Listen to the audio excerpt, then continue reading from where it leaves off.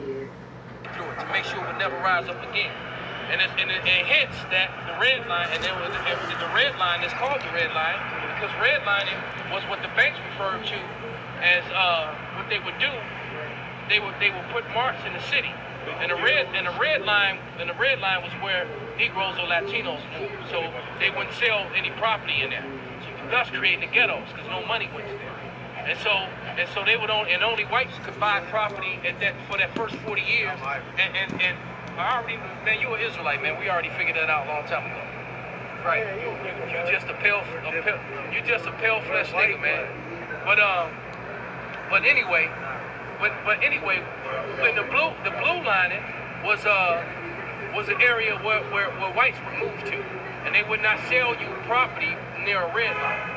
All right, and so those were the upper class Edomites, and then the upper middle class, and then the lower middle class Edomites could live in the yellow. Okay, but red was put up there purposely for basically for niggas and spicks, and so they weren't allowed to move out of those areas. And so what that did was that allowed white people for 2-3 generations, about actually 40 years. That's like three almost 4 generations. Alright, Shalom. I want to say all praises to Yahweh, by Hashem Yahushai, by Hashem Makar Kodash, dub honors to apostles, and to the apostles and elders at Greg Millstone, who rule well. Shalom to the hopeful elect brethren out there pushing this word in truth and sincerity. Shalom. This particular video is about made year or two back, and I always had it on my playlist or whatever on my YouTube channel, so I wanted to, Lord willing, make a couple points on it, because he was breaking it down to a confusion of face Israelite. You know how Jake had a great neighborhoods in Chicago before, well, at the same time that Esau did, but it was better than Esau, and they they tore it down and built the subway through it. You have in Chicago, and this is it's called redlining, red and blue lining. You know what I'm saying? We have. I wanted to make a point that you have same methods like that all across the world. You know what I'm saying? You have like that in you have the same thing in St. Louis. You know, you have the same thing. You have the same thing in St. Louis. You know what I'm saying?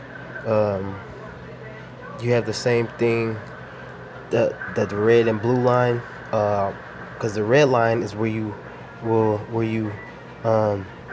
have the Edomites. The Edomites live. Where the rich Edomites, the upper class Edomites live on run through the red line, man. In the Slakia, you had not the red line, the blue line. All the rich Edomites and all the uppity Edomites and heathens, they live on the blue line, man. You know what I'm saying? You can see, when you ride in a train, they all get off on the blue line. You have like a middle section called like a Forest Park, and it's like a divider, whether do different ways through the tunnel. If you take in the red line, it goes through Jake's neighborhoods, man. You know what I'm saying? And it's set up the same way. And you could tell Esau set it up. Blue line, you can take in St. Louis, in Missouri. You can take